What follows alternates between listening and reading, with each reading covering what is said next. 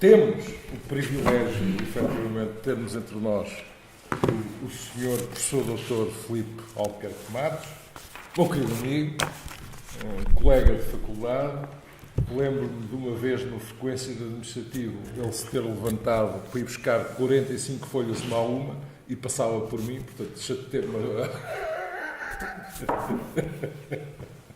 Foram menos 2 pontos que eu tive por causa disso, mas pronto, nós vemos aqui, efetivamente, falar da lei do contrato de seguro, desafios ao regime, envolvida uma década sobre a sua entrada em vigor.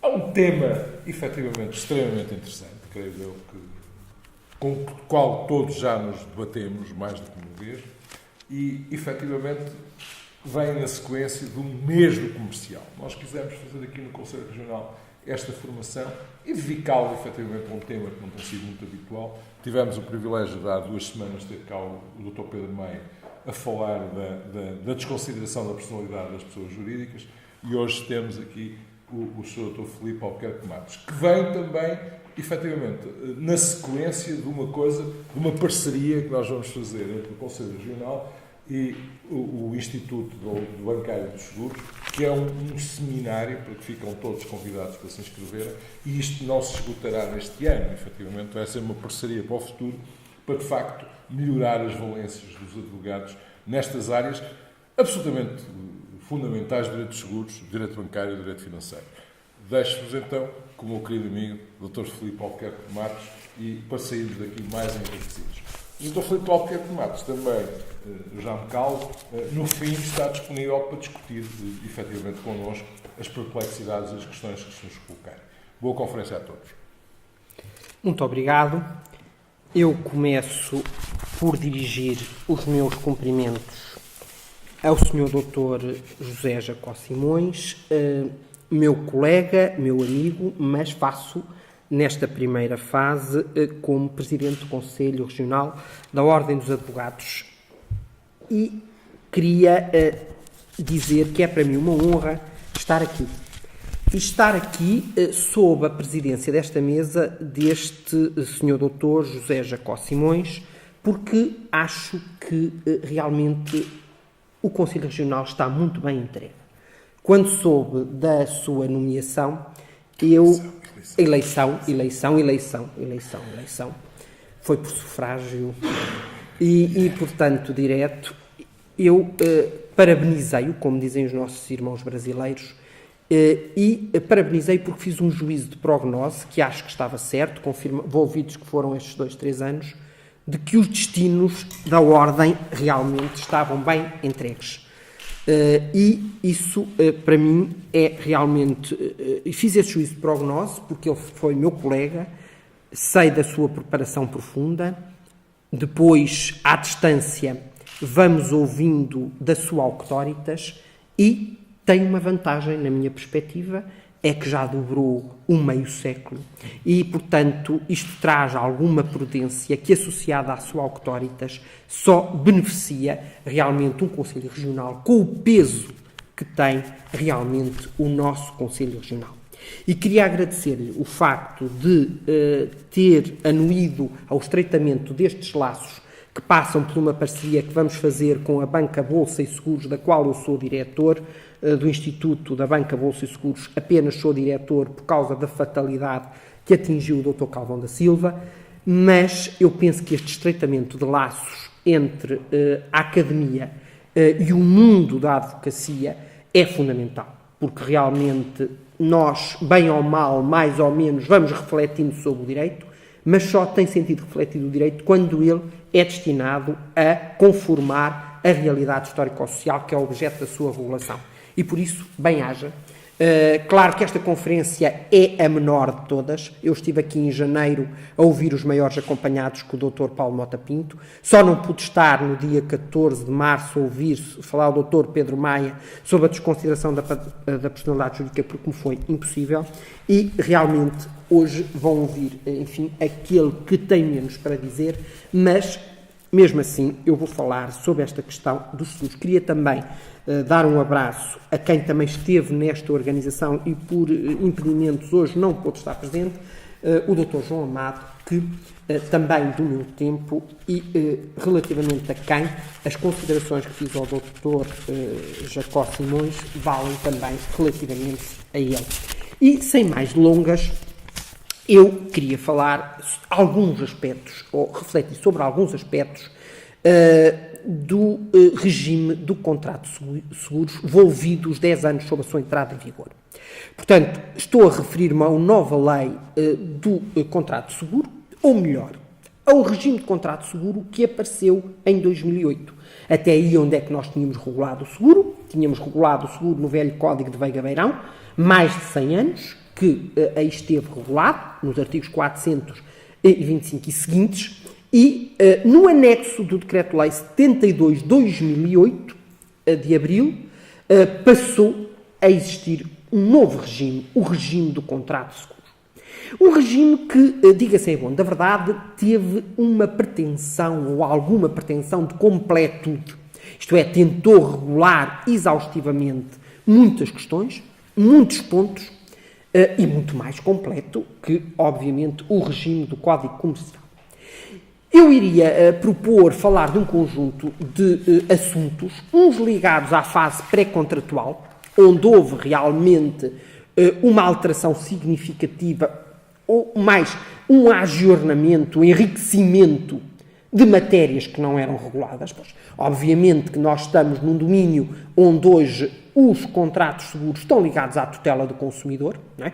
Com base, enfim, na proliferação de seguros obrigatórios, da contratação desses seguros através da técnica das cláusulas contratuais gerais, e tudo isto nos leva para a tutela do consumidor, que era uma tutela ausente, obviamente, em finais do século XIX. E, portanto, temos estes deveres de informação que são introduzidos nesta fase pré-contratual, temos uma alteração muito significativa sobre a qual devemos refletir da declaração inicial do risco, essa sim, já regulada no velho 429 do Código Comercial, e que hoje tem uma regulamentação mais completa no 24 a 26 deste anexo do Decreto-Lei 72 de 2008. Iremos ver se melhor ou pior que a regulamentação do velho 429, essa é outra questão. Depois, falar algo sobre o problema da desformalização. Portanto, nós tínhamos a configuração de um contrato de seguro que era um contrato formal, portanto, artigo 426 do Código Comercial. O contrato de seguro só era válido se constasse da apólice. E hoje temos algo de diferente, em que a apólice deixou de ser uma formalidade ad substanciam para ser uma formalidade ad probatiam, nos termos do artigo 32, número 1. Vê se, no fundo, esta alteração foi significativa ou não foi significativa. Queria também, se houver tempo, fazer algumas considerações em torno da questão do princípio indenizatório e da forma como ele foi tratada no artigo, atualmente, o 128 e seguintes deste diploma, e que era regulado de modo diferente no artigo 434 e seguintes do velho Código Comercial. Ora bem, começando pela fase pré-contratual e pelas alterações significativas que foram introduzidas neste domínio por este mesmo diploma. Começaríamos pela declaração inicial do risco. Aqui houve realmente uma alteração significativa, em alguns aspectos, sendo que a velha declaração inicial do risco estava prevista no 429. Todos nós temos a ideia que num contrato de seguro, a parte que é economicamente mais forte, a parte que tecnicamente e economicamente é mais preparada, é obviamente o segurador. Mas temos que ver que desde sempre, em termos de estrutura do contrato de seguro, aquela parte que tem um maior monopólio relativamente às informações respeitantes ao quid do contrato de seguro, leia-se, a pessoa ou o bem que é objeto da cobertura, consoante estejamos perante seguros de pessoas ou seguros de danos, é o tomador do seguro ou o segurado. Isto é, quem sabe melhor da situação do bem ou da situação da pessoa cujos riscos quer segurar é aquela o tomador do seguro que tem interesse na celebração do seguro para cobrir o seu risco. E, portanto, desde sempre se entendeu que quem está numa posição de maior preponderância é precisamente relativamente àquilo que é fundamental, que é as informações sobre o que assegurar e relativamente às quais, a essas circunstâncias que são importantes conhecer para avaliar o risco, porque a seguradora só pode decidir se vai concluir ou não o contrato de seguro se souber das circunstâncias relativamente às quais esse bem ou essa pessoa respeitam quanto ao risco, é realmente o tomador do seguro ou o segurado. E, portanto, sempre se entendeu que aquele que tinha mais informação tinha o dever de a transmitir. E tinha o dever de a transmitir com correção e com exatidão. E por isso, desde sempre, e no 429, se sancionava aqueles tomadores ou segurados que transmitiam informações, era assim que se dizia, inexatas ou reticentes. Inexatas, portanto, informações incorretas, falsas, e reticentes, as ditas omissões. Hoje, e podemos já fazer o confronto com hoje, o que é que nós temos? A terminologia está mudada, mas a mudança não é significativa. Onde se lia reticências, hoje temos omissões. Onde se relia inexatidões, continuamos com inexatidões. Portanto, inexatidões ou omissões, lê-se hoje no 24 a 26, outrora inexatidões ou reticências 429. Não é por aí que as coisas mudam substancialmente. Então, o que é que o 429 dizia? O 429 dizia que o tomador de seguro ou segurado, não vamos entrar aqui nesta questão de tomador de seguro ou segurado, porque portanto, todos nós sabemos que podem ser realmente pessoas diversas, não é? O tomador é parte no seguro, mas não tem que ser a pessoa ou os seus bens que sejam, cujos riscos sejam garantidos, não é? Portanto, nós continuamos com a distinção tomador de seguro e segurado, ou, como diz bem, e aí andou bem, o legislador atual, no artigo 1º, que não define o que é contrato de seguro, e ainda bem, porque quando o legislador se coloca a meter foice em seara alheia, que é fazer definições, ou elaborar definições, de vez em quando sai-se mal, e realmente diz que a seguradora tem que cobrir risco determinado do tomador do seguro ou de outrem. E quando diz tomador do seguro ou de outrem, quer evitar meter-se em confusões conceituais, precisamente a distinção entre tomador de seguro e segurado. E dizia-se então que aquele tomador de seguro ou segurado que emitia declarações reticentes ou inexatas, poderia determinar a nulidade do contrato de seguro. E a solução era a solução da nulidade. Qual foi sempre o grande problema deste artigo? O problema deste artigo foi, desde logo, a questão da nulidade. Dizer que as declarações reticentes ou inexatas determinavam nulidade. E porquê que era um problema? Foi um problema a partir de 66. Porquê? Porque, ao tempo, nós estamos a finais do século XIX e o Código Civil que nós tínhamos era o Código de Seabra, Código de 1867. E o Código de Seabra só conhecia uma forma de invalidade, que era a nulidade. Nós hoje conhecemos a nulidade e a anulabilidade, mas a anulabilidade é a forma de invalidade introduzida pelo legislador de 66.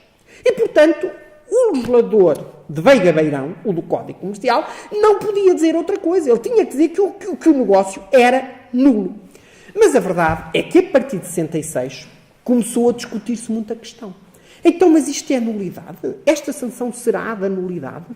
E várias questões foram discutidas judicialmente e a jurisprudência, com auxílio da doutrina, facilmente definiu que não era nulidade, que era anulabilidade. Portanto, a grande questão deste preceito, que foi surgida por causa da nulidade, e a nulidade tinha que lá estar, volto a repetir, por força das categorias disponíveis tecnicamente no Código de Seabra, foi resolvida.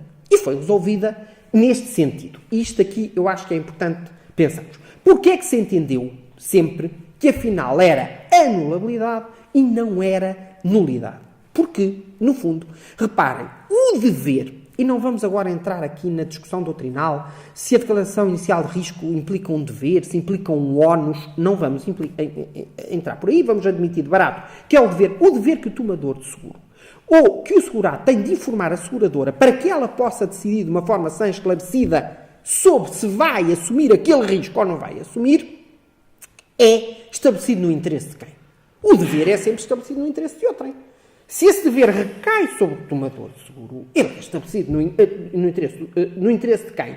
Recai sobre o tomador, mas no interesse da seguradora, para que a seguradora possa, de forma sã e esclarecida, formar a sua vontade. Onde é que nós aprendemos isto? Aprendemos isto na teoria geral. Aprendemos isto a propósito dos vícios de consentimento. Aprendemos isso a propósito do erro. O que se pretende é evitar que a seguradora incorra em erro por causa do dolo enquanto vício do consentimento do tomador de seguro. É ou não é? Para que o tomador de seguro, utilizando as suas artimanhas, no sentido de obter uma vantagem, não venha a fazer incorrer a contraparte em erro. E isto é a tutela e por isso se estabelece a anulabilidade. Porque a anulabilidade é sempre estabelecida no interesse de quem foi estatuída e, nesse sentido, no interesse da própria seguradora. E este é o ponto.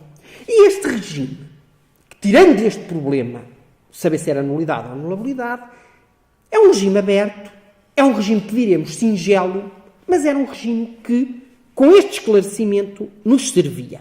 O que é que passou a existir? Portanto, já sabemos que passou a existir inexatidões ou omissões, aqui não há grande problema, mas seguindo a tradição da legislação italiana e a influência de alguma doutrina estrangeira, entendeu-se que se deviam estabelecer sanções diferentes consoante o tipo de comportamento culposo, e aqui já estamos a falar em culpa como modalidade de culpa, que o tomador do seguro ou o segurado tivessem quando fizessem as declarações omissas ou inexatas. E então estabeleceu-se uma gradação do tipo de invalidade. Se quem faz as declarações omissas ou inexatas de forma dolosa, dolo enquanto modalidade de culpa, isso pode determinar a anulabilidade do contrato. Anulabilidade que nós já tínhamos definido que era. Mas se houver apenas negligência, modalidade menos grave da culpa, então a regra será a manutenção do contrato, em nome do princípio do favor negócios, com alteração, com redução do montante do prémio a pagar, com redução da própria cobertura, nos termos previstos, com direito à devolução do prémio. Não é? E se houver dolo,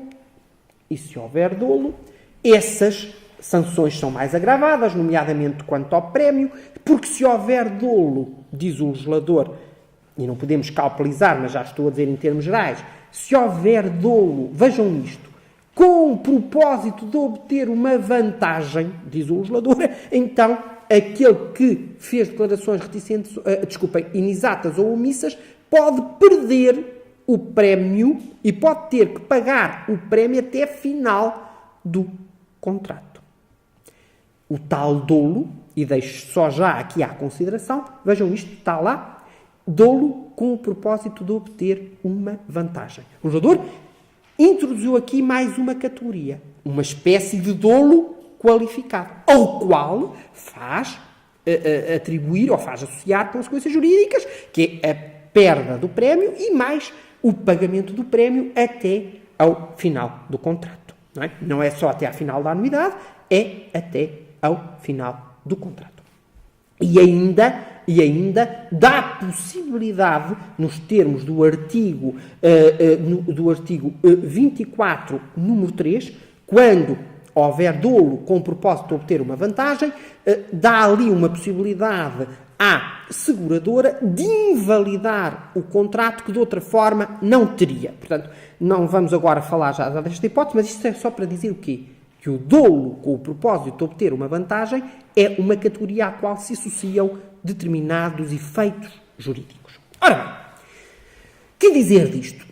Dizer, sem dúvida, que seguiu a tendência da doutrina estrangeira, entendeu-se que não faria sentido tratar globalmente a questão da mesma forma quando a atitude subjetiva de quem estava a dar as informações fossem diferentes. Agora, há uma questão. Introduziu-se, é certo, aqui um fator de alguma confusão, com um maior espírito sancionatório e um regime muito mais pesado do que estava. Não é? Relativamente a esta questão do dolo, com o propósito de obter uma vantagem, eu não consigo explicar o que isto seja, por muita vontade que tenha. E já li vários autores que têm o mesmo problema. Diz o Dr. Júlio Gomes que não percebe o que é que será outra coisa senão o dolo, com o propósito de obter uma vantagem quando há dolo. Ora, quando um tomador de seguro tem dolo e tem uma culpa intencional quando imita as declarações inexatas ou omissas, tem que ter sempre o propósito de obter uma vantagem. Qual é? O de celebrar o contrato de seguro, que de outra forma não celebraria, ou o celebrar em condições menos onerosas com um prémio que de outra forma nunca teria. Diz ele, não estou a ver outra hipótese, a não ser uma hipótese marginal e puramente académica de um psicopata desejoso de consideração social que, quando está a celebrar um seguro de recheio, por exemplo, seguro de danos, queira ostentar uma posição social que não tenha e diz que tem castelos no ar quando tem umas cabanas junto da praia. Portanto, pura e simplesmente só nessa hipótese. Portanto, de resto, todo o dolo, quando há declarações inexatas ou omissas, tem que ter um propósito de obter uma vantagem. Portanto, há aqui todo um conjunto de, confusões que escusavam de ter sido introduzidas. Porque, reparem, quando há negligência da parte do tomador de seguro ou do segurado a emitir as suas declarações, as declarações inexatas ou omissas, diz que o contrato se mantém sujeito a alterações. Portanto, há uma fase em que, a seguradora depois emite uma proposta ao tomador de seguro e, decorrido um certo prazo ou não, elas podem ser aceites pelo próprio tomador. E há uma figura que se diz a certa altura, no artigo 26, que a seguradora pode fazer cessar o contrato, se demonstrar que, em hipótese alguma, poderá aceitar a sua celebração, ocorrida que fosse a verificação daquela informação prestada de forma exata. E ninguém consegue explicar que tipo de cessação é essa. Não é? Porque realmente fugimos dos quadros do erro, onde o artigo 429 situava esta matéria, para dizer que realmente invalidar não se pode, não é? Porque a invalidade é só para o dolo, a negligência é realmente a manutenção do contrato com alterações, e provada esta vontade hipotética ou virtual da seguradora, que é desde logo um problema, porque estamos a entrar no ponto de vista virtual, determina a cessação de contrato. Eu pergunto, cessação de contrato, o que é que nós aprendemos? Ou por uma forma de extinção das relações obrigacionais, resolução, revogação, denúncia, não está aqui implicado. Vamos para as figuras da conservação, redução do negócio jurídico. Não me parece, porque tinha na base a ideia da nulidade. Portanto, ou seja, há aqui todo um castelo de construção jurídica que se complicou. E, portanto, não admira que quando estas hipóteses vai trazer grandes problemas, porque o problema da declaração inicial do risco é muito complexo, e se os autores depois quiserem ser esclarecidos, não vão ser esclarecidos. Porque todos nós andamos numa Babilónia, e 6 ou 7 ou 8 de algumas pessoas que escreveram sobre a matéria, cada um diz aquilo que lhe pode parecer, de uma construção que o legislador fez, cheia de conceitos, recheada, com importações de um lado para o outro, mas que verdadeiramente ninguém consegue esclarecer bem em termos das sanções. Isso é o que interessa na prática, não é? É uma construção, é que essa ação seja compatível com o tipo de estrutura da anomalia, que ninguém consegue realmente explicar bem. Houve, todavia, duas questões que o legislador agora conseguiu, enfim, esclarecer de uma forma, enfim, clara.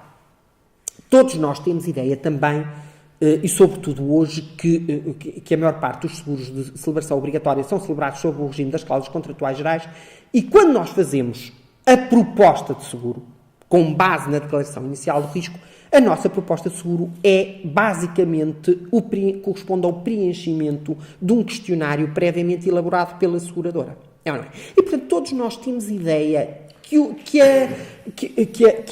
questionário é uma peça obrigatória, ou pelo menos ela é tão habitual na prática negocial, que nós instintivamente, até mesmo como juristas, até podemos dizer a alguém que aquilo é obrigatório porque não nos fica totalmente mal, mas não. Durante muito tempo isso discutiu-se, mas hoje está claramente resolvido no 24, número 2. O questionário é uma peça meramente eventual. Portanto, é algo de frequente, mas é eventual.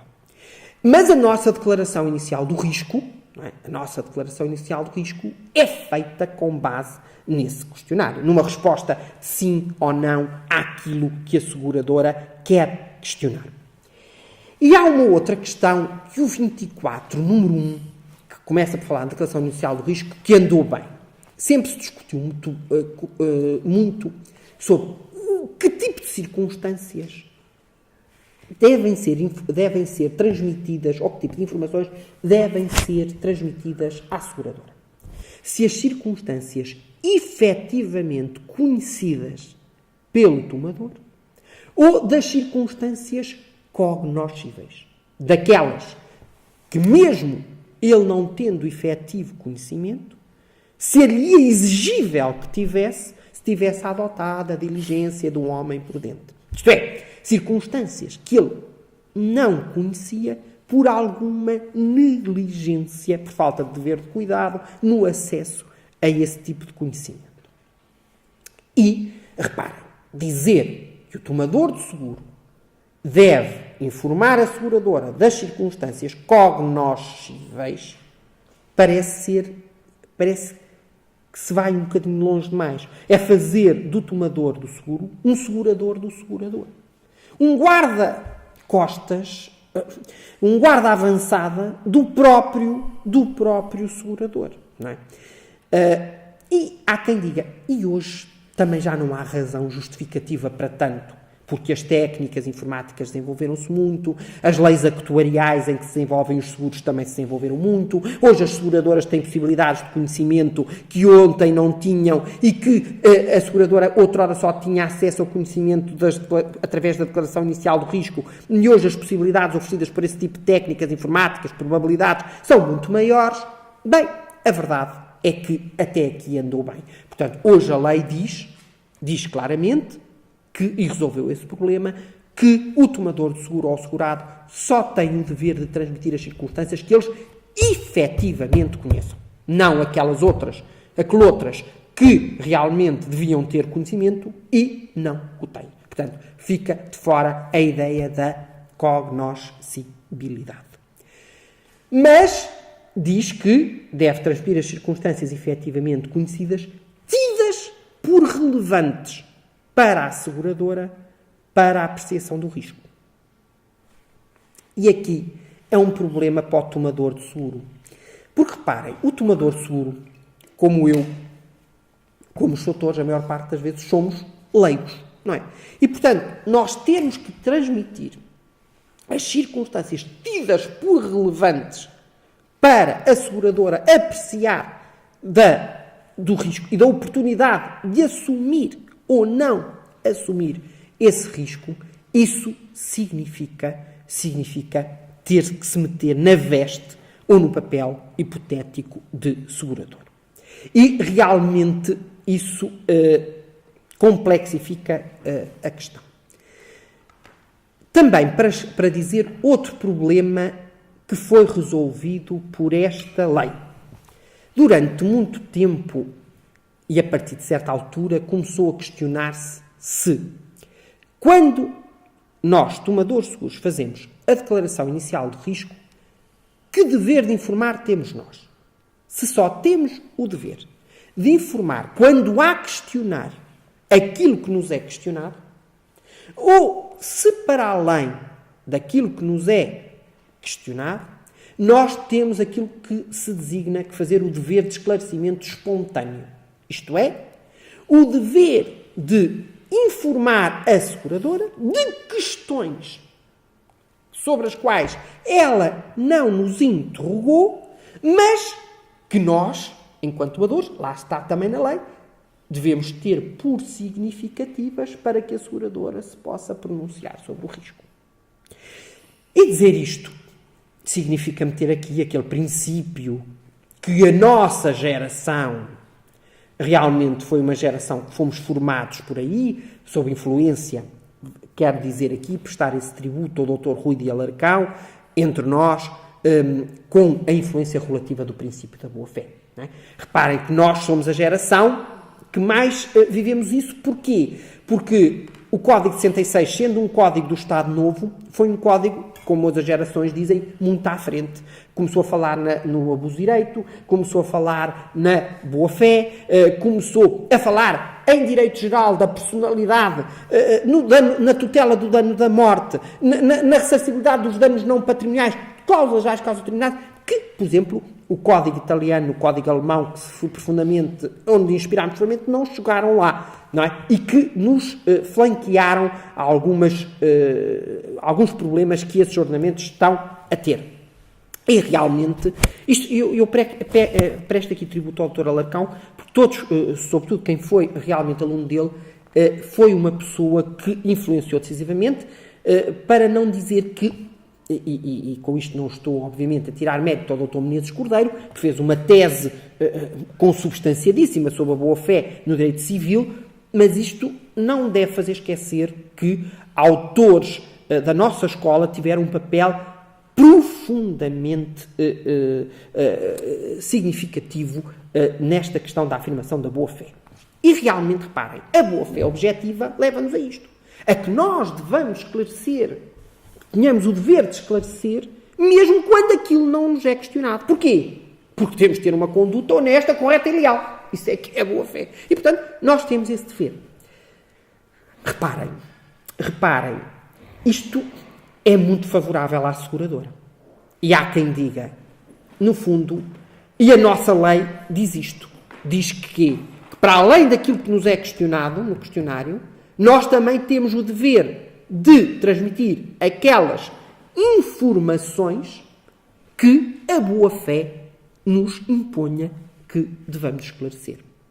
Então, reparem, isto constitui o melhor dos dois mundos para a seguradora. Porquê? Porque, reparem, há dois momentos aqui. A lei ainda... Este 24 a 26 é um verdadeiro imbróglio, entre aspas, em termos de técnica jurídica. E há dois momentos para a arguição da invalidade, quando há dolo, só quando há dolo, volto a repetir, é que é a anulabilidade, ou para a modificação do contrato quando há negligência. Isto é, quando o sinistro, enquanto o sinistro não ocorre, o que é que acontece?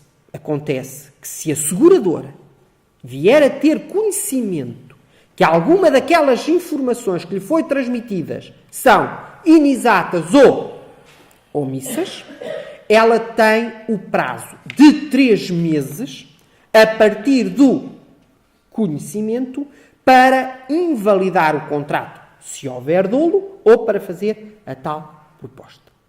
E avançou-se muito aqui sobre este aspecto porque não é preciso recorrer à via judicial. Portanto, a declaração de anulabilidade na hipótese de dolo pode ser extrajudicial. E aqui flexibilizaram-se as coisas.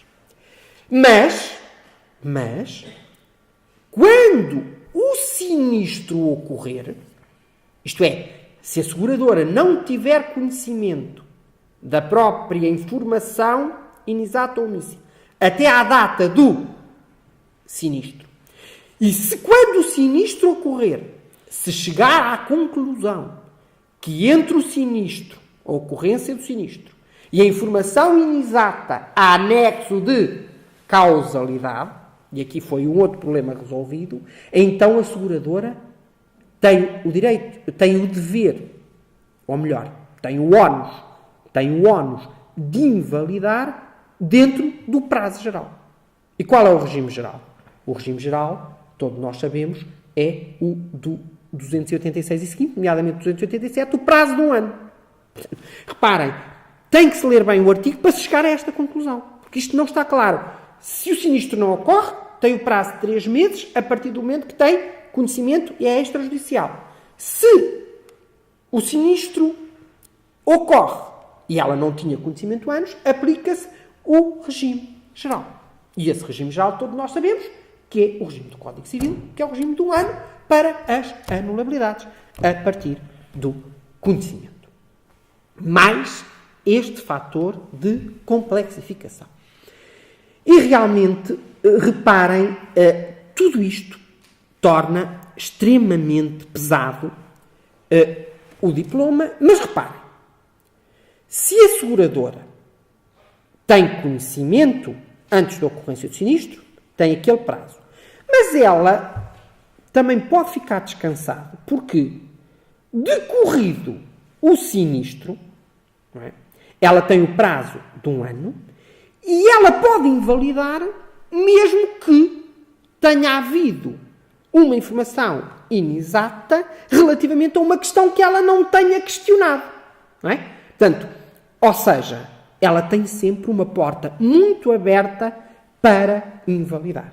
E há quem diga, isto é muito pró-seguradora. Este regime é todo ele muito pró-segurador. E sobre este aspecto é. Porque, no fundo, ela está descansadinha. Se realmente isto versa sobre uma circunstância que estava questionada e a questão foi mal transmitida, invalida. Mas também, se é sobre uma outra qualquer que não foi questionada, mas que, de acordo com a boa-fé, devia ter sido informada, ela também pode invalidar. E, portanto, consegue o melhor dos dois mundos e tem uma facilidade imensa em invalidar o contrato. Júlio Gomes, por exemplo, considera que foi ir longe demais na tutela da seguradora. Talvez tenha a pressão que tem e nós sabemos que, em termos da realidade sociológica, o momento material do direito passa muito por aí. Mas, realmente, só para dar umas pinceladas dos problemas imensos que levanta, e sobre este aspecto há realmente, neste regime, algo que tutela, assim como, por exemplo, no tal dolo, com o propósito de obter uma vantagem, a pessoa ter que pagar o prémio até ao final do contrato. Imaginem, não é, que a seguradora, decorrido que sejam 6 meses da celebração do contrato, descobre que o tomador de seguro informou com dolo acerca daquela circunstância. Não é? O contrato tem um prazo de vigência de 10 anos. O tomador de seguro tem que pagar prémio até aos... Isto é desproporcionado, não é? Quando a seguradora pôde invalidar logo, não é? Que teve conhecimento dessa mesma circunstância. Portanto, há aqui realmente algo de sancionatório. Reparem, esta boa-fé objetiva é um elemento de eticização, mas aqui joga muito contra o tomador de seguro e muito a favor da seguradora. Não é? Nós termos que transmitir informações para além daquelas que nos estão a ser questionadas, que, de acordo com a própria lisura, nos devam ser impostas, isto parece ser um pouco ir longe demais. Lembra-me um pouco, só a fazer esta parte também, o Dr. Alarcão, com a sua grande ironia, e com a sua grande sabedoria, a certa altura, ele que, todos nós nos lembramos, que a certa altura dizia que o grande mal era que a jurisprudência estava a fazer uma aplicação escassa e timorata da boa-fé. Todos nós sabemos que até aí o direito civil era dura lex, sed lex, não é? E depois passou a ser invadido, mesmo na fiança, onde temos a boa-fé, naqueles institutos mais duros das garantias, passou a ser tudo dado para a boa-fé. Mas o Dr. Alarcão era realmente um homem de grandes ideais e começou a pregar a boa-fé pelos tribunais, foi à relação de Coimbra, e uma vez eu fiz uma intervenção e falei muito na boa-fé, enalteci o papel do Dr. Alarcão, porque é justíssimo, e ele no final veio ter comigo, olha, gostei muito, eu falei assim, simpático, obviamente que não gostou e tal, mas foi delicado, e depois diz-me, olha, sabe, quando eu comecei a falar destas coisas, eu fui à relação de Coimbra, e então fiz lá uma intervenção muito elaborada e tal, elaborada, mas não pesada, porque era assim o doutor Alarcão. E então os juízes disseram, sabe, senhor doutor, realmente disse tudo muito bem, mas nós, quando vemos os advogados a invocarem a boa-fé, dizemos logo, eles estão de má fé. E realmente eu achei isto notável e achei que, transposto aqui para o nosso problema, realmente as questões estão um pouco complicadas. Ora bem, este é o painel e eu, portanto, meto o meu ponto de interrogação. Também escrevi qualquer coisita sobre isto e reparem, o que eu escrevo não coincide com o que o Dr. Júlio Gomes escreve e com o que o outro escreve. Enfim, cada um fez a nossa interpretação daquilo que pensamos ser o imbróglio que o legislador, por cópia do sistema estrangeiro, muitas vezes importou, e acho que sob este aspecto o regime não é clarificador e vai trazer muitos problemas para quem está na prática para interpretar este conceito, sobretudo o que é isso de dolo qualificado, o dolo com intenção ou propósito de obter uma vantagem. Depois, já viram que uma das críticas que se faz a este regime é que isto é muito pró-seguradora, como vimos a propósito destes prazos de invalidação. Mas, sob este aspecto, e cita aqui também esse autor, o Dr. Júlio Gomes, que diz, o legislador, além destes pró-seguradores, foi pouco sensível à tutela do consumidor, num tempo que é este da tutela do consumo, não é? De consumidores.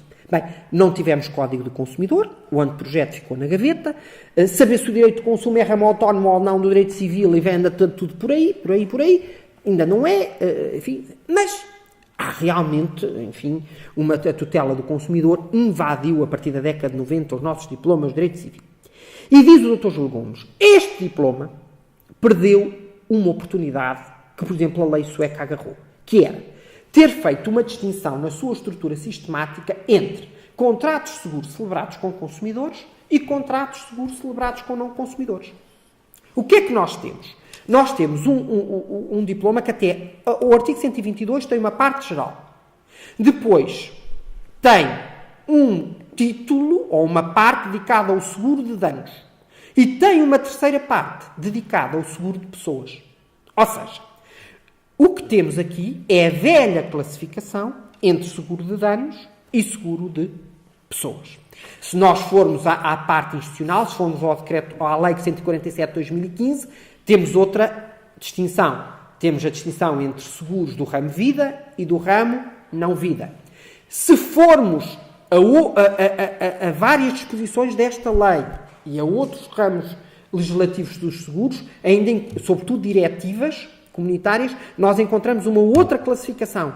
Seguros de grandes riscos e seguros de riscos de massas. No 12 e 13 deste diploma está bem clara esta distinção. Seguros de riscos e riscos de massa e de grandes riscos. Eu só estou a chamar a atenção, não é querer fazer doutrina aqui, porque nem há grande doutrina aqui. A fazer é dizer que não estranhemos, consoante a legislação de seguro que fomos consultar, podemos defrontar-nos com várias classificações. E as classificações confrontam-se. Ou seja, os vários tipos de riscos e os vários tipos de seguros que podemos ter nas várias relações entrecruzam-se entre si. Ou seja, nós podemos ter um seguro de risco de massa, que é um seguro de pessoas, ou um seguro de danos.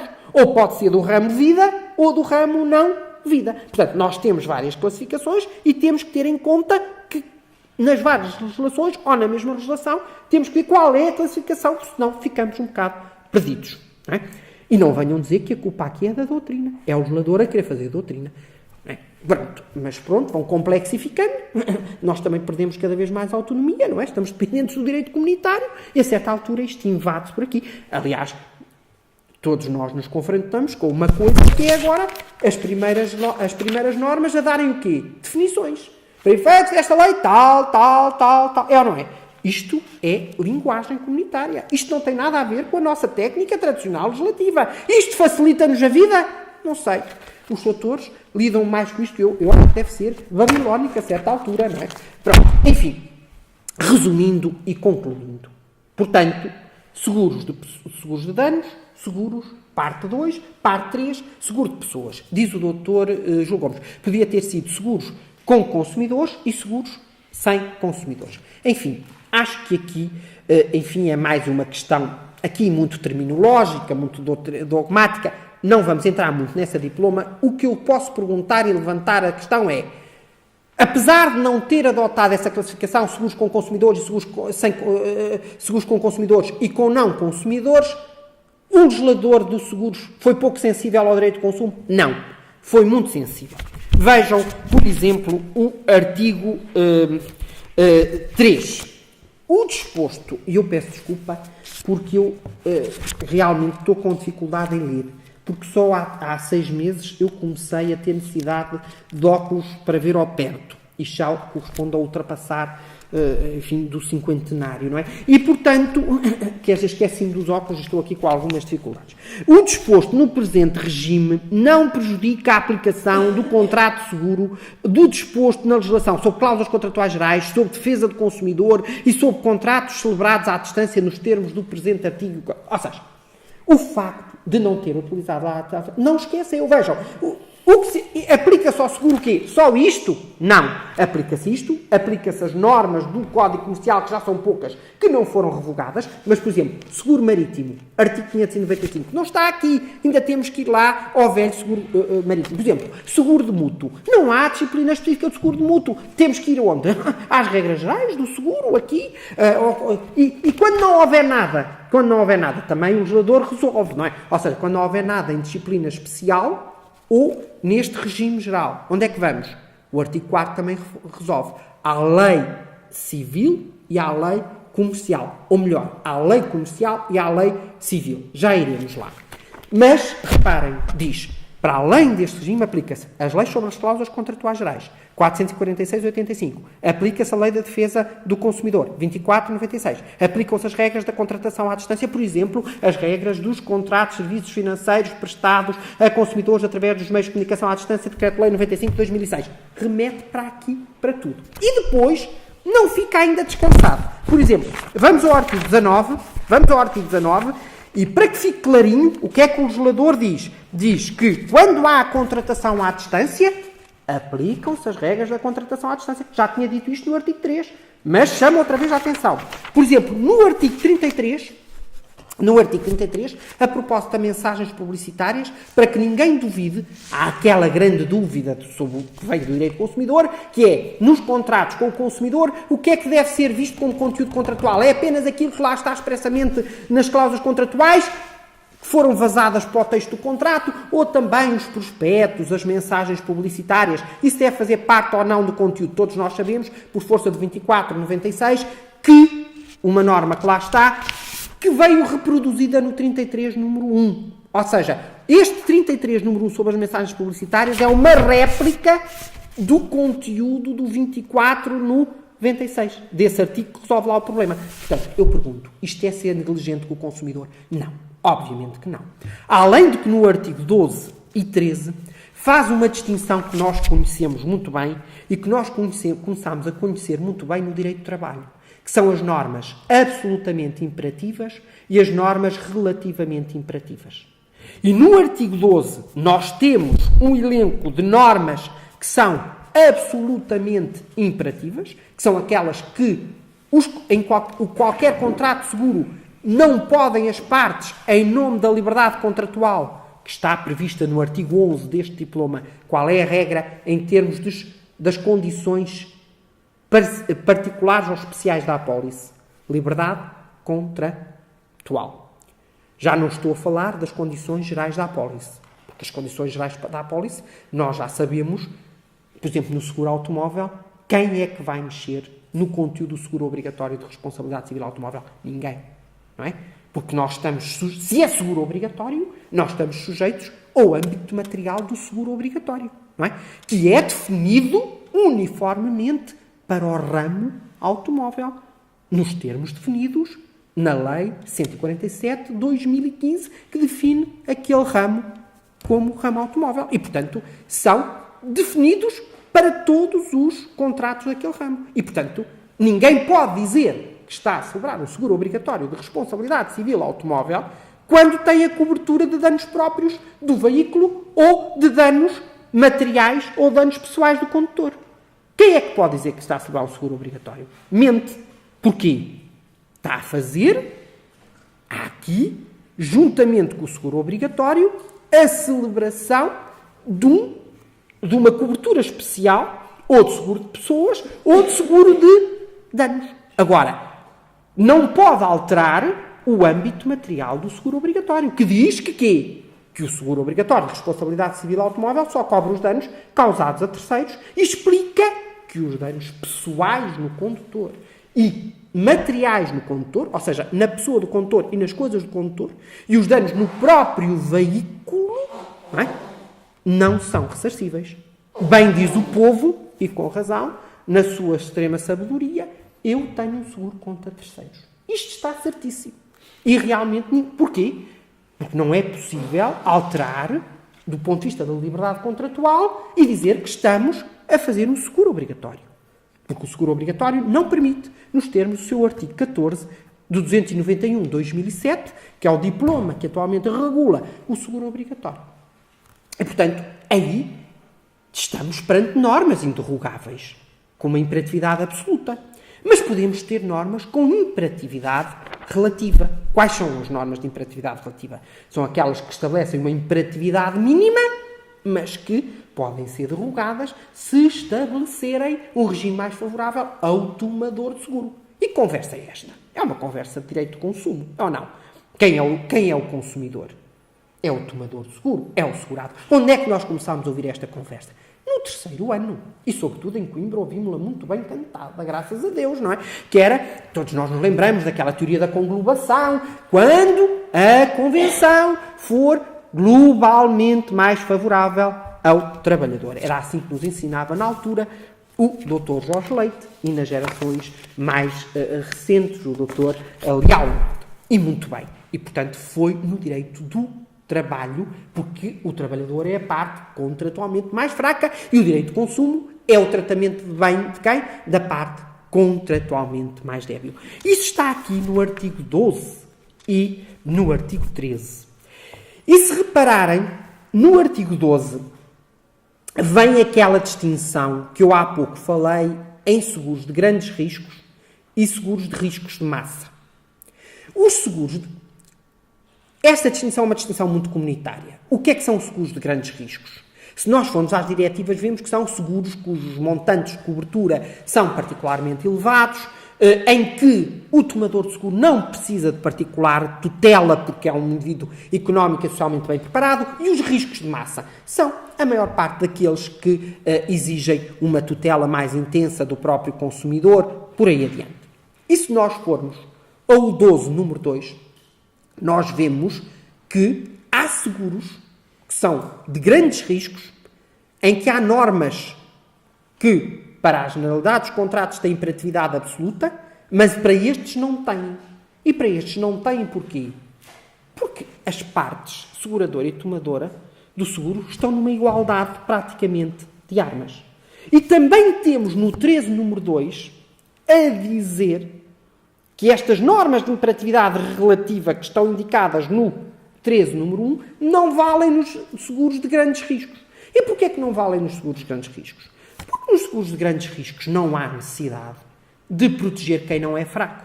Não é? Quem não é fraco não precisa de uma especial proteção e, portanto, não precisa desse regime da imperatividade mínima. E, portanto, dizer que isto não é tutela do consumidor. É tutela do consumidor. E mais, e eu agora não posso deixar de falar numa tutela do consumidor que foi aqui introduzida no artigo 18 a 23. Queria, e estou com isto praticamente a acabar a fase pré-contratual. Reparem, nós começamos por pegar na fase pré-contratual sobre os deveres de informação, comecei por dizer isso, a cargo de quem? Do tomador de seguro. Esta é a marca d'água dos deveres de informação do contrato de seguro. Enfim, o contrato de seguro, não vou entrar muito em questões doutrinais, mas em qualquer manual os doutores já se aperceberam a qualificação do contrato de seguro como um contrato do berrima fides. Ou seja, o contrato de máxima boa-fé que impõe uma particular comportamento de honestidade legal aos contraentes. Mas, sobretudo, a quem? Sobretudo, ao tomador de seguro com o tal dever de declaração inicial de risco, porque havia um déficit informativo e quem era a parte mais fraca no déficit informativo, curiosamente, é a seguradora. E, portanto, foi sempre isto, e só isto, que existiu até 2008. A partir de 2008, nós temos, claro, uma legislação que vem no tempo do predomínio do direito do consumo. E então temos uma série de deveres de informação a cargo do segurador. E o segurador, no artigo 18 a 22, estabelece, no 18 a 21, estabelece deveres de informação. No 21, pedagogicamente, porque nós temos legisladores muito pedagógicos, diz modo de transmissão das informações. Tá? Pronto. Não sei como, ainda ficou aqui a prevalência da língua portuguesa. Ainda não temos aqui a língua inglesa. Pronto. Resumindo, curiosamente, quanto à forma das comunicações, ainda vem o documento escrito ou suporte compatível, ainda vem muito papel, qualquer disto vai ser tudo desformalizado. Mas a verdade é que o modo de transmissão de informações, e no artigo 22, fala de deveres de esclarecimento. Reparem, deveres de informação e deveres de esclarecimento. Isto foi algo que começou a ser metido no artigo 5 e 6 da Lei das Cláusulas Contratuais Gerais. Mas não há nada de mais difícil dizer onde é que acaba a informação, onde é que começa o esclarecimento. Isto é uma questão muito complicada. Diríamos que a informação é algo de mais neutral, mais objetivo, não é? E se nós formos ao artigo 18, nós sabemos o que é que são ali as informações. O que é que a seguradora tem que informar? E bem, tem que se informar sobre o âmbito material da cobertura. Tem que dizer o que é coberto pelo seguro, o que é que não é coberto pelo seguro, quais são as exclusões, não é? Tudo muito bem. Pela negativa, pela positiva. Tem que falar sobre o prémio, sobre as questões de pagamento do prémio. Tem que dizer aos tomadores de seguro quais são os modos de cessação do contrato de seguro, quais são os prazos que tem que respeitar. Isso significa o quê? Transmitir, do ponto de vista neutral e objetivo, um conjunto de informações necessárias para quê? Para que a contraparte efetive os seus direitos. Mas o esclarecimento é algo diferente.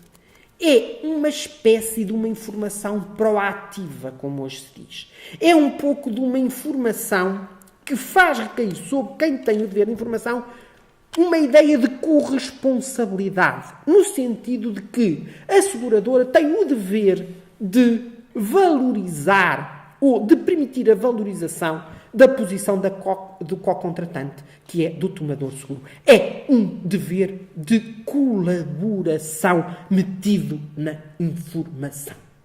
Esta ideia da solidariedade, da corresponsabilidade, cada um é corresponsável pelo ser dos outros, e que no direito de consumo é trazer o co-contratante ao colo, não é? E, portanto, no fundo, se nós formos ao artigo 22, devemos ter em conta, e depois há quem diga a informação não precisa de pedido prévio, o esclarecimento precisa de pedido prévio, mas isto não são critérios decisivos. E é muito difícil saber até onde acaba a informação, onde é que começa o esclarecimento. Mas a ideia, e depois reparem, no fundo, a ideia do dever de esclarecimento, e cada vez é maior, porque cada vez há uma crise financeira, não é? Nós vemos na banca, quando há uma crise na banca, o que é que vem? Vem mais legislação a multiplicar os deveres de informação. Uma coisa babilónica, não é? Porquê? Porque é o problema dos conglomerados financeiros, porque as pessoas não sabem, têm o dever de informar e tal. E então, a ideia é A seguradora deve propor os produtos de seguro que deve propor aos seus tomadores de seguro devem ser aqueles adequados ao seu concreto perfil. E, portanto, tem que ver o perfil do co-contratante. E todos nós compreendemos, por exemplo, seja dever de esclarecimento, por exemplo, a seguradora não deve propor, por exemplo, a um tomador de seguro um PPR relativamente a alguém que já cessou a sua atividade profissional. Ou, realmente, há outra questão que se coloca, por exemplo, no 22, número 2, sobre o problema do risco de cobertura. Imaginem que alguém tem como segurador um contrato de seguro de saúde e esse contrato de seguro pode ser renovado ou não renovado e há condições para a renovação, para a oposição à renovação. O que é que a seguradora deve aconselhar? Deve aconselhar a celebração do novo seguro ou a renovação do atual? Obviamente que deve ser a renovação, porque há o problema da ruptura de garantia e, se houver essa ruptura de garantia e se for celebrar um novo contrato, há o risco de haver ali um período de carência que não pode ser coberto. E esse tipo de informação compreendemos. Agora, vai-se mais além e pergunta-se: a seguradora, para além de informar acerca da adequação dos seus produtos ao perfil do tomador, tem o dever de fazer uma análise comparativa com os produtos das outras companhias de seguros? Bem, quer dizer, isto também parece que é ir longe demais. Mas outra questão pertinente que se tem colocado é, cada vez mais, com esta questão da Assurfinance, da Banca Assurance, dos conglomerados financeiros em que a banca se meteu nos seguros, em que os seguros se metem com depósitos, não é? Portanto, tudo isto está, e portanto isto dá o risco sistémico, não é? E dá este problema das crises de bancos, não é? E dá depois a conjugação da dívida soberana com as dívidas dos bancos. Enfim, não vamos entrar por aí. Mas esta ideia dos conglomerados financeiros, nós sabemos cada vez mais, sobretudo nos seguros de pessoas, os seguros de pessoas estão cada vez mais interpenetrados com as chamadas operações de capitalização dos instrumentos financeiros. Portanto, temos os 216 ou 218 este diploma, claramente mostram isto. E realmente aí pergunta-se se a seguradora, por exemplo, não tem o dever de conselho relativamente a aspectos fiscais. Porque reparem que nós sabemos que realmente a transferência de certas somas de um contrato para o outro, não é, pode implicar a realização, por exemplo, de mais-valias sujeitas à tributação. A jurisprudência francesa, questionada sobre esta matéria, tem-se mostrado particularmente remitente e a resposta é tendencialmente negativa. Mas nós tendemos a considerar mais que sim. Quando realmente há um produto, entre aspas, de seguro, como hoje se diz, produto de seguro, que envolve uma componente fiscal, a seguradora deve informar. E, aliás, no âmbito dos seguros de vida, o artigo 185, no linha H, claramente vai dizer isso a propósito dos seguros de vida que tenham essa componente fiscal. Mas, todos nós acho que temos que ser coerentes e dizer que esta coisa da informação e do esclarecimento, por vezes a fronteira é muito tênue. Mesmo em teses de doutoramento, o melhor que encontrei para distinguir isto foi realmente a tese do Dr. Simão Monteiro e com muitos critérios de aproximação. A realidade humana é complexa. E, portanto, o legislador, com estes bons propósitos, volta a dizer, dever de informação do 18 a 21. No 21 nos explica o modo de informação. Claro, perceptível, legível, todos nós sabemos que não é nada possível, porque o modo de contratação é das cláusulas contratuais gerais, são aquelas cláusulas escritas por vezes tem que ser em letra minúscula, porque cada vez são mais informações que têm que ser transmitidas. Portanto, isto é realmente maravilhoso. E depois, ainda nos vem falar de vez de esclarecimento. E pensamos nós. Isto para teses de doutoramento. Andamos lá na faculdade, temos que fazer alguma coisa e temos que interpretar. Está tudo bem. Agora, trazer isto para as leis é complicado. E era menos complicado se isto ficasse por aqui. Olha, no 18 a 21 temos informação, no 22 temos esclarecimento. E se isto ficasse por aqui, mas não fica. É que o 23 faz atribuir consequências diferentes consoante haja violação do dever de informação ou do dever de esclarecimento. Isto é, se houver só violação de um dever de esclarecimento, só há lugar de responsabilidade responsabilidade civil. Só há responsabilidade por danos. Seja aqui que o legislador depois esclarece, seja responsabilidade pré-contratual, seja responsabilidade contratual. Pronto. Só há responsabilidade civil. Mas se houver violação de deveres de informação, aí, para além da responsabilidade civil, pode haver o direito à resolução do contrato. Portanto, consoante a violação de deveres de informação ou de deveres de esclarecimento, nós podemos ter consequências diferentes. A resolução que não está presente nos deveres de esclarecimento. Estão a perceber? E, portanto, claro que depois o direito de resolução do tomador pode ser afastado se a seguradora demonstrar que aquela circunstância que não foi, que o tomador não foi informado, não foi decisiva para a afirmação da sua vontade de contratar. Mas há esta diferença de base. E, portanto, eu acho isto muito perigoso. Acho isto muito perigoso. Porque isto é fazer pedagogia com as leis, mas as leis não servem para isso. Não é? Isto é muito. É que não estou a merda que a pessoa para gazar e tão bem. Isto é multiplicação do direito em leis, que não é fazer melhor direito. E depois, ainda não vos vou fazer perder mais tempo, ainda vos vou chamar a atenção para aquilo que eu acho que é uma verdadeira anatomia, que são os deveres de informação social. Ou 24. Este 24 ou 26, que eu já critiquei o suficiente, mas ainda vou criticar mais um bocadinho, que é, ainda não critiquei tudo, porque havia mais, não sei o quê, mas não interessa. Diz uma coisa que realmente é notável. O 24, número 4, diz assim ao segurador: no momento da celebração do contrato, o segurador tem o dever de informar o tomador de seguro que ele, tomador de seguro, tem o dever de informar a seguradora de modo exato, correto, ou seja, de modo não omisso, não inexato, e tem que dizer assim: ora, se informares de modo inexato e incorreto, o que é que pode acontecer? Ou anulação ou manutenção do contrato. Tem que informar tudo isto, sob pena de não informar e incorrer em responsabilidade civil em termos gerais. Ele tem o dever de informar o tomador, que o tomador tem o dever de informar a seguradora.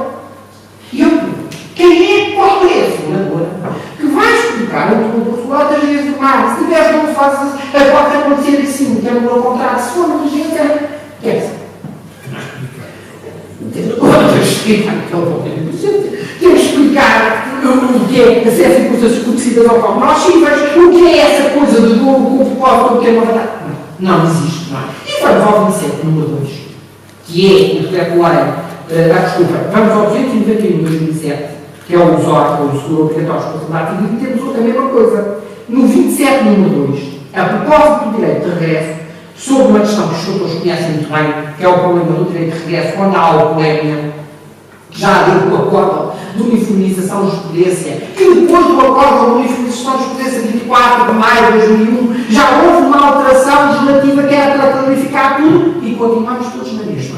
Eu, por exemplo, continuo a dizer que há autenticidade no direito de regresso. Os outros continuam a dizer, os outros, não estão do outro lado da barricada, dizem que a seguradora realmente tem que provar que o acidente se ficou a dever a alcoolemia, a um excesso de consumo de álcool. E nós sabemos que o artigo 27, hoje, à semelhança do artigo 19 do Decreto-Lei 522/85, estabelece um conjunto típico de causas de direito de regresso. Mas o que é que diz o 27, número 2? O 27, número 2, também é uma coisa. Diz que a seguradora, quando se leva ao contrato, tem o dever de esclarecer o proponente do seguro que, em certas circunstâncias, a seguradora lhe pode bater à porta para exigir o reembolso do que ela, a seguradora, pagou a terceiros. São os hipóteses de consumo de álcool, de consumo sem carta, sem limitações para tal, de consumo de estupefacientes para além da lei, com a falta de inspeção periódica do veículo, essas circunstâncias que lá estão. Agora, eu pergunto, e é na sequência desta observação do Dr. José Costa Silva, a seguradora vai dizer: olha, cuidado, porque se beberes demais, pode haver coisa. E, quer dizer, atenção, podes até. Quer dizer, olha, mas a seguradora pode bater à porta, mas há aqui duas hipóteses. Ou tu não tens de pronunciar sobre isto, ou então vais ter de pronunciar sobre isto, porque para alguns já dá-nos um direito de regresso automático, para outros a seguradora é que tem que pagar, portanto, olha, tu bebe, depois não sabes se aquilo foi do álcool ou se foi de outra coisa qualquer. Não, de Deus. Todos nós sabemos que a responsabilidade é a coisa mais, é o requisito mais complexo da responsabilidade civil, mais complexo que tornou agora, porque agora há quem defenda que já não é nexo de autoridade, que é nexo de imputação. Estou a falar da doutora Mafalda Miranda Barbosa, estou a falar com algum direito próprio, com coisa própria, que parte deste problema nos meus olhos veio da leitura daquela tese, primeiramente, de quase 2.000 páginas, em que eu chegava ao final do dia e tinha que meter político. E pronto, e assim foi, uma tese brilhante, obviamente, mas em que isto tudo anda a ser discutido. Quer dizer, e o que é que as coisas tem uma cláusulazinha lá a dizer que informaram, não sei o quê. Obviamente, quem é que vai explicar? Nem nós nos entendemos, não é? Portanto, sobre estas coisas, quanto mais. Portanto, isto, não sei. Eu acho que cada vez mais, e todos nós estamos de acordo, mas enfim, isto vale nada. A ideia é que o direito de consumo determinou, em nome da política da transparência, o quê? A multiplicação dos deveres de informação. E qual foi a consequência de tudo isto? Uma política de opacidade. E todos nós temos consciência, sobretudo os doutores, que, quando queremos, perante essas grandes empresas das telecomunicações, efetivar os direitos dos nossos mandantes, dos vossos mandantes, ou nós, enquanto consumidores, o que é que temos alguém? Temos a extrema complexificação e a diversificação social do trabalho. Ai, não posso esclarecer isso. Isto vai ligar para o mortal e não sei o quê, porque as pessoas que estão lá nos call centers têm ordens de só para dizer não posso tratar disso, é o meu colega não está bem de ordem. Portanto, isto tudo se converte na prática numa política de opacidade e, portanto, esta ideia da proteção da parte mais fraca tem propósitos muito pedagógicos e sobre este aspecto não pode o Dr. Júlio Gomes dizer que isto não foi uma lei sensível, isto é uma lei mais que sensível à política do consumidor. Oxalá que a política do consumidor se torne mais efetiva, não sei como, mas realmente, não é talvez com estes propósitos pedagógicos. Eu queria também chamar a atenção só de uma grande revolução aparente, que é a ideia que o contrato seguro deixou de ser um contrato formal. Nós tínhamos, mediante aquele 426, ficámos esclarecidos nisso, sem contrato seguro, o contrato seguro que não esteja constante como a apólice é inválido. Hoje, o 32, número 1, diz o contrário. Diz a validade do contrato seguro não depende da observância de forma especial. Mas vamos ao 32, número 2, diz é só uma baralhada, porque diz que o segurador é obrigado a formalizar o contrato num instrumento escrito, tem que entregar ao tomador. Não é uma formalidade à substância, é uma formalidade à aprovação. Mas não é uma formalidade à aprovação qualquer. Nós sabemos que se formos a conduzir o carro, o veículo, e se não trouxermos à apólice, não vamos dizer que temos um contrato seguro, podemos apresentar testemunhas, porque o contrato é validamente celebrado por mero consenso, artigo 219 do Código Civil. E a polícia vai dizer que agora já não é intervido, há maiores acompanhados. Que não sejamos acompanhados, porque não vale a pena. O 20 no 32, número 2 diz isto, mas depois o 34, número 6, tem consequências muito sérias para o segurador que não entrega à apólice, porque dá lugar à resolução. Se não entregar à apólice no prazo de 14 dias, tal, dá direito à resolução do contrato pelo próprio tomador. Portanto, quer dizer, enfim, tudo foi desformalizado, mas não é tanto assim, porque essa formalidade é mais que necessária. Enfim, mas pronto, é tendência para tornarmos tudo assim, para ficar. Pronto, não vou. Quer dizer, eu acho que na academia podemos falar, eu sou de uma escola, não todos nós, mas que o Sr. Presidente também, a Sra. Maria José também, os que eu estou aqui a ver também, já foram meus alunos, enfim, até me custa dizer, porque se calhar sabem muito, com certeza sabem mais dessas coisas do que eu, mas numa escola onde se falava livremente, e numa escola onde se fala livremente, e falava-se livremente no tempo da ditadura, e continua-se a falar livremente, e portanto onde não há lei da rolha sobre o ponto. E a academia tem que ser um sítio destes. E quando a ordem nos chama aqui, deve ser para nós a expor-nos do ponto de vista técnico que há para dizer. Acho que isto pode ter algum sentido assim, e que os senhores nos digam das grandes preocupações que têm, como é que isto pode ser. O direito é isto, não é nada de matemática. E, portanto, o legislador, a ideia de que o julgador era à boca, que pronunciava as palavras da lei, que o julgador era autossuficiente, isso foi magnanimamente desmontado nesta escola de direito pública pelo Dr. Castanheira Neves. E, portanto, nós temos que ter cuidado e temos que desmontar um pouco estas coisas. Eu queria chamar a atenção de uma outra grande questão. Mas, por exemplo, reparem, houve esta descriminalização toda. Mas se nós formos ao artigo 120, vejam o artigo 120, sobre as comunicações e sobre as formas de comunicações. Este artigo 120 é um artigo importante, porque é um artigo geral, que se aplica na ausência de regulamentação especial sobre estas questões e realmente e falem aqui a página 120, que eu provavelmente vou subir para aqui, mas diz que a forma é escrita. A forma das comunicações, está aqui. A forma as comunicações previstas no presente regime devem revestir forma escrita ou ser prestadas por meio de que fique registro curador. Reparem, a forma escrita está cá. Para o documento principal que há pólice, enfim, estabeleceu-se pedagogicamente que não era preciso. O princípio da consensualidade, mas depois para as comunicações, prevê-se a forma escrita. Não há mal nenhum que seja, todos nós sabemos as vantagens, e sobretudo os outros sabem as vantagens que se traz em termos daquele problema da prova. Queria só deixar um AME, porque se calhar já estou a estender demais, e estou a incorrer em algum direito, ou fazer-vos perder a paciência em todas estas coisas, mas só umas pinceladas em torno do princípio indenizatório, que é uma questão particularmente relevante. O princípio indenizatório aparece tratado agora com muito mais desenvolvimento nos artigos 128 a 136 deste decreto-lei, e outrora era tratado esparsamente no 434 e 435, sem se referir expressamente a essa questão. O que é que nos é dito em termos gerais? No artigo 128, que tem que ser lido sempre em conjugação com o artigo 131. Diz-se que, realmente, o montante de cobertura pelo seguro nunca pode exceder o valor do dano.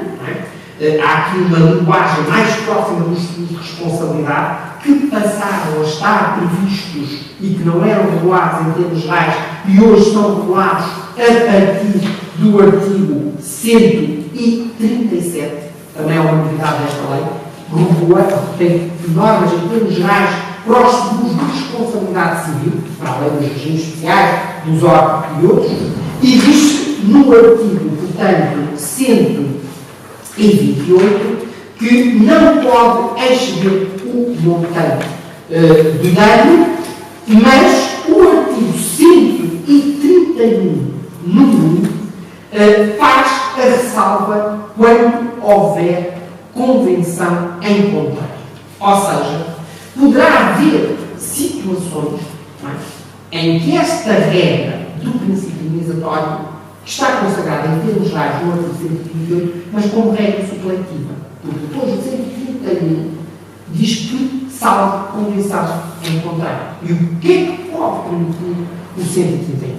O 131, nessa convenção em contrário, pode determinar que haja uma divergência entre o valor real do bem coberto, com uma divergência desse valor real face ao valor estimado.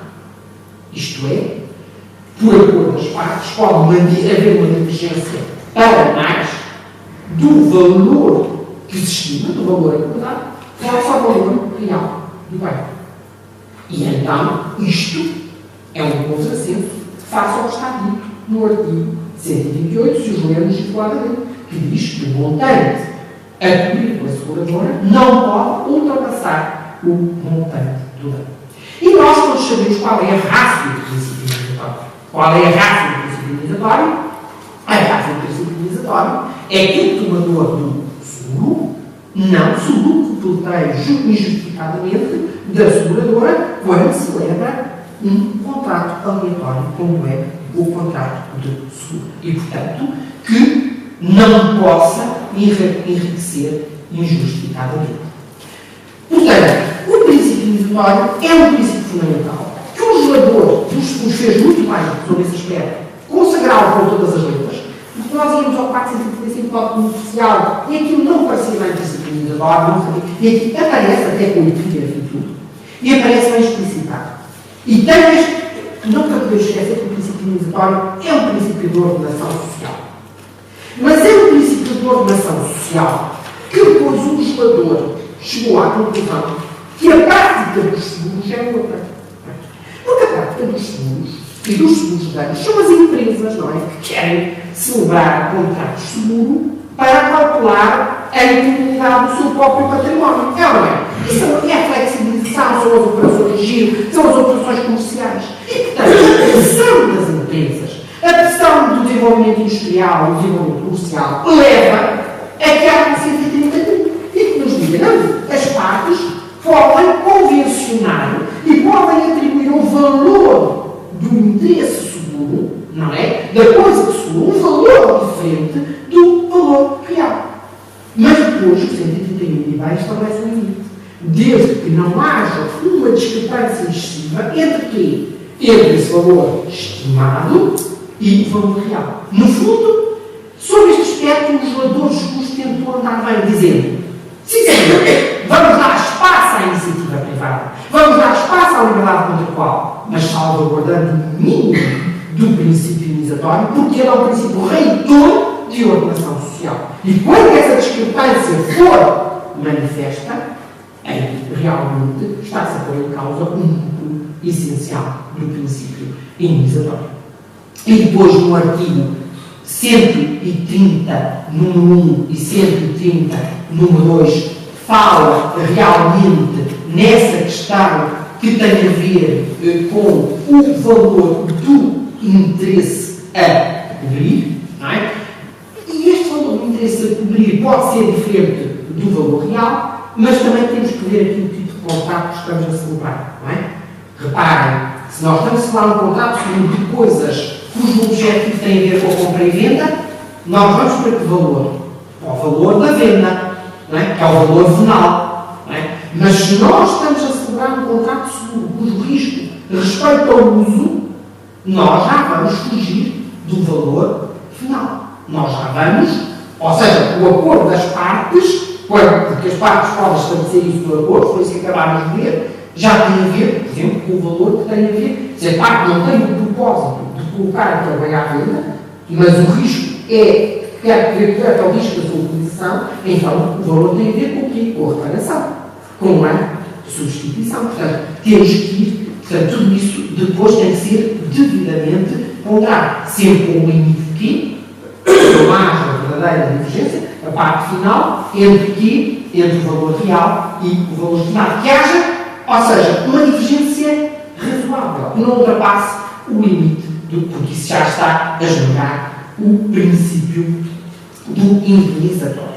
Eu queria chamar também a atenção que o princípio do indenizatório conhece grandes derrogações e nós temos consciência delas.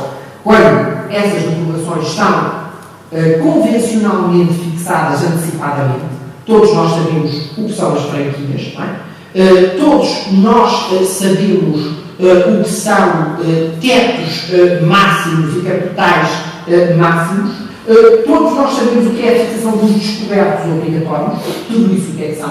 São limitações antecipadas, realmente, aqui ao princípio do indenizatório. Quando estabelece uma franquia, não se vai realmente aí suportar a seguradora, não vai suportar todo o montante do dano. E há aqui uma derrogação às regras da indenização e da responsabilidade civil. E nós também sabemos que as partes também têm essa liberdade contratual, não acabámos de ter. E para além destas, ou seja, se nós sabemos que há uma franquia, e os advogados de forma dos seus clientes já estão a dizer, atenção, que a seguradora pode não cobrir tudo. já estou a explicar, não estou a explicar o princípio obrigatório, mas estou a explicar esta dinâmica toda.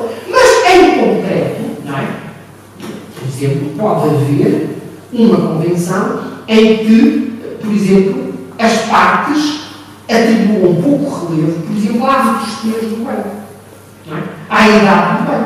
Podem atribuir maior relevo ou menor relevo. Não é? Podem, por exemplo, estabelecer uma cláusula de pagamento progressivo das indenizações em função, por exemplo, das fases significativas da reconstituição ou da reparação do próprio bem.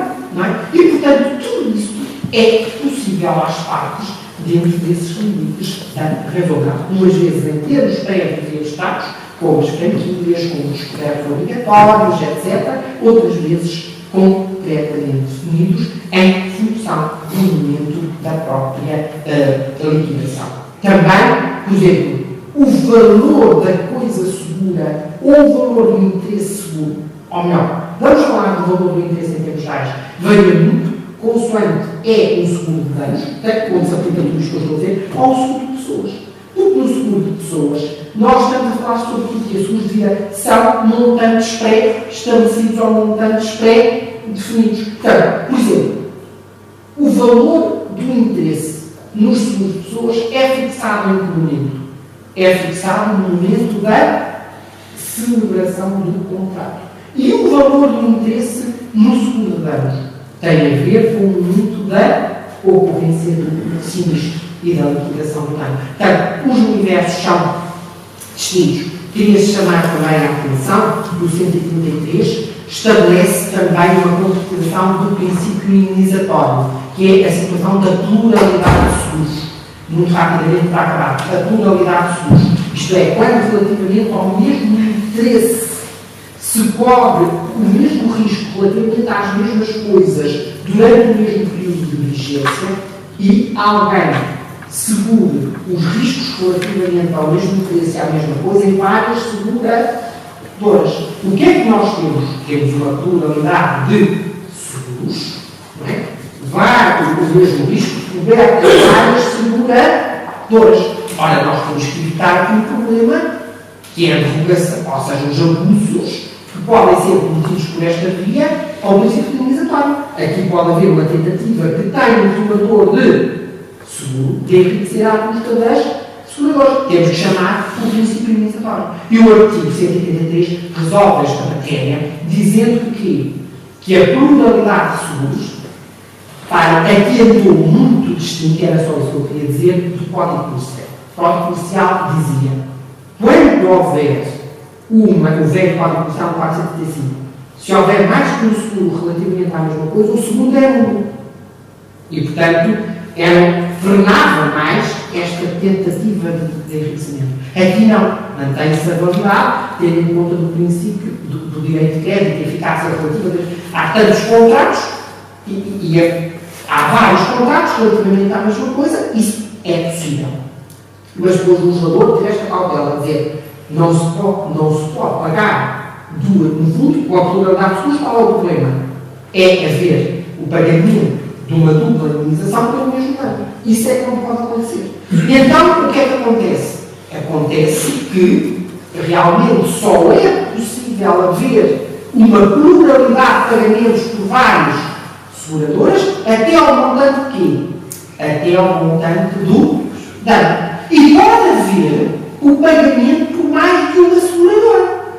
Imaginem que há um contrato de seguro que não é suficiente para cobrir a totalidade do dano. Então temos que acionar o seguro. E qual é a seguradora que vai intervir? Aí, o legislador diz claramente que é à escolha, fica à escolha do tomador do seguro. O tomador do seguro pode bater à porta daquela que achar conveniente. Um dos artigos do artigo 133. E depois diz mais. Diz-se da disciplina que a responsabilidade é conjunta. Não diz isto. Não diz isto, mas nós, como juristas, chegamos lá. Não é solidária. O que é que acontece? Diz que cada seguradora não responde por coberto para a cultura daquele dano, para além daquilo a que está obrigado, para além daquilo que está obrigado em termos de quê? Em termos de cobertura, em termos de risco coberto. Portanto, cada uma assume apenas a sua cota de responsabilidade. Não é? E aquilo que estiver coberto até ao montante do dano está coberto. E perguntamos nós, então, e se aqueles pagamentos de prémios foram disseminados por várias seguradoras, vier uma vez feita a contabilidade, houver um montante de cobertura superior ao dano, não é? Todos pagaram, mas mesmo assim, em termos de sinalagem, o tomador pagou mais do que aquilo que vai ser coberto. Chama-se isto sobre-seguro. E então vamos para o artigo 132, que diz o quê? Que se o tomador do seguro estiver de boa fé, e aqui a boa fé subjetiva, pode pedir a redução do contrato ou pode pedir a restituição dos prémios pagos nos 2 anos anteriores à celebração dos próprios contratos. Estão a ver? Depois entra aqui o problema da fraude, porque repara, quando ou seja, o que eu quero dizer é que temos aqui 2 problemas. Nós, à partida, dizemos pluralidade de seguros, temos o raciocínio, quando o mesmo dano é que vai ter vários seguradores, isto à partida dá o quê? Dá uma cobertura que pode ser maior que o dano. À partida estamos a admitir que vamos estar no substituto, mas podemos não estar. Não é? Podem, todas as somas feitas, pode chegar à conclusão que o montante de cobertura, mesmo assim, ainda fica abaixo do dano. Ou seja, portanto, à partida não automaticamente pluralidade de seguro, haja sobre seguro. Eu penso que, relativamente à pluralidade de seguro, já Paulo Silva também pensava assim, que a solução da anuidade era mais clara, mas enfim, este regime é mais complexo, depois tem aqui o problema da fraude, tem aqui o problema de se há dolo, se não há dolo, mas, enfim, não vamos aqui, não vou dolosamente incomodar-vos mais. Eu, antes de terminar, queria agradecer, obviamente, ao auditor, que é a razão de nós estarmos aqui, sobretudo a paciência evangélica, que não é tempo de quaresma, temos que nos aturar uns aos outros, e por conseguinte eu agradeço muito terem-me aturado com esta paciência. Peço desculpa pelas minhas falhas de exposição, da falta de clareza, que não corresponde a verdadeiros meios de informação, ao esclarecimento. E mais uma vez agradecer agora também à doutora Maria José, quem não pude dar uma palavrinha, também subiu as escadas monumentais nos anos de 84 e seguintes, e todos caminhámos para a velha torre nessas alturas, e recordamos a velha torre sempre com muita saudade. E, mais uma vez, eu tenho de repetir, talvez aqui esteja a ser pouco imparcial, porque a amizade retira-nos alguma imparcialidade, mas, enfim, quem vive naquela torre, a certa altura, fica mesmo neutro, e, portanto, eu considero que, apesar de tudo, tenho algum distanciamento e consigo dizer e ver que estes meus colegas, pelo seu grande mérito, estão à frente de uma casa que estão a governar com muito mérito e que tiveram o mérito de se lembrar daqueles que lá estão escondidos naquela torre de marfim e tiveram a paciência de nos ouvir neste final de tarde. E eu queria desejar-lhe as melhores felicidades até ao final do mandato e penso que realmente estas iniciativas são muito profícuas e deixam sementes que vão produzir os seus frutos, e por isso queria parabenizá-los e continuar e desejar que o sucesso seja até ao fim. Muito obrigado.